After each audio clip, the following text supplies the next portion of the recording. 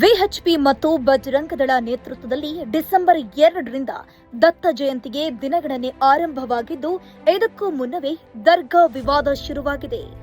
ಹೌದು, ಚಿಕ್ಕಮಗಳೂರಿನ ಉಪ್ಪಳ್ಳಿ ರಸ್ತೆಯ ಪಕ್ಕದಲ್ಲಿರುವ ಮಕಾನ ಸುನ್ನಿ ಪಾಂಚ್ ಪೀರ್ ದರ್ಗಾವನ್ನ ನಗರಸಭೆಯಿಂದ ಅನುಮತಿ ಪಡೆಯದೆ ನಿರ್ಮಾಣ ಮಾಡಲಾಗುತ್ತಿದೆ ಎಂದು ಚಿಕ್ಕಮಗಳೂರು ನಗರಸಭೆಯಿಂದ ದರ್ಗಾ ಕಮಿಟಿಗೆ ನೋಟಿಸ್ ನೀಡಿದ್ದು, ನೋಟಿಸ್ನಲ್ಲಿ ಕಾಮಗಾರಿ ಸ್ಥಗಿತ ಮಾಡುವಂತೆ ಮತ್ತು ದರ್ಗಾ ತೆರವು ಮಾಡುವುದಾಗಿ ಉಲ್ಲೇಖಿಸಲಾಗಿದೆ. ನೋಟಿಸ್ ಸಂಬಂಧ ದರ್ಗಾ ಕಮಿಟಿಯಿಂದ ವಕ್ಫ್ ಕೋರ್ಟ್ನಲ್ಲಿ ಸ್ಟೇ ಕೂಡ ತರಲಾಗಿದೆ.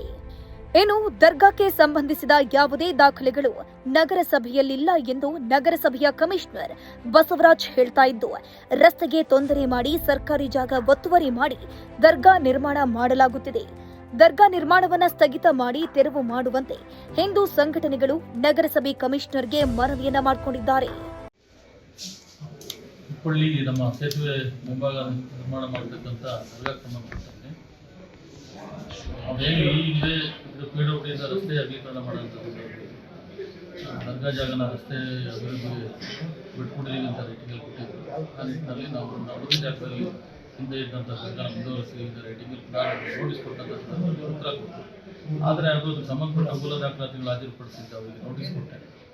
ಅವರು ಯಾವುದೋ 1954ನೇ ಸಾಲಿನ ಒಂದು ಇದನ್ನು ಹಾಕಿಬಿಟ್ಟು ನಮಗೆ ಮಂಜೂರಾಗಿದೆ ಅಂತ. ಬಟ್ ನಮ್ಮಲ್ಲಿ ಖಾತೆ ಇಲ್ಲ, ಮೂಲ ಚೆಕ್ ಮಾಡಿದಾಗ ನಮ್ಮಲ್ಲಿ ಏನು ಇದಕ್ಕೆ ಕಂಡು ಬರ್ತಾ ಇರಲಿಲ್ಲ.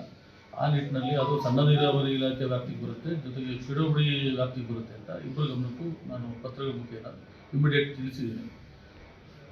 ಅವರು ಕೆಲಸ ನಿಲ್ಲಿಸಿದ್ರೋ ಬಿಟ್ಟು ಗೊತ್ತಿಲ್ಲ, ಬಟ್ ನನಗೆ ಸಣ್ಣ ನೀರಾವರಿ ಇಲಾಖೆಯವರು ನನ್ನ ವ್ಯಾಪ್ತಿಗೆ ಬರಲ್ಲ ಅಂತ ಉತ್ತರ ಕೊಟ್ಟರು. ಅದನ್ನು ನಾನು ರೆಡಿ ಮಾಡಿ ನಾನು ಅವರಿಗೆ ಪ್ರಾವಿಷನಲ್ ನೋಟಿಸ್ ಇಶ್ಯೂ ಮಾಡಿದೆ. ಯಾರಿಗೆ ದರ್ಗಾ ಕಮಿಟಿಯವರಿಗೆ ತಕ್ಷಣ ಕಾಮಗಾರಿ ನಿಲ್ಲಿಸಿ ಮತ್ತು ಅನಧಿಕೃತವಾಗಿ ನೀವು ಕಟ್ತಿರೋದನ್ನ ತೆರವುಗೊಳಿಸಲು ಅಂತ ಹೇಳಿ ಪ್ರಾವಿಷನಲ್ ನೋಟಿಸ್ ಇಶ್ಯೂ ಮಾಡಿದ್ದೀನಿ. ಆನಂತರ ಅವರು ಮೈಸೂರು ವಕ್ಫ್ ಟ್ರಿಬ್ಯುನಲ್ಗೆ ಹೋಗಿ ನ್ಯಾಯಾಲಯದಲ್ಲಿ ತಡೆಯಾಜ್ಞೆಯನ್ನು ತಂದಿದ್ದಾರೆ.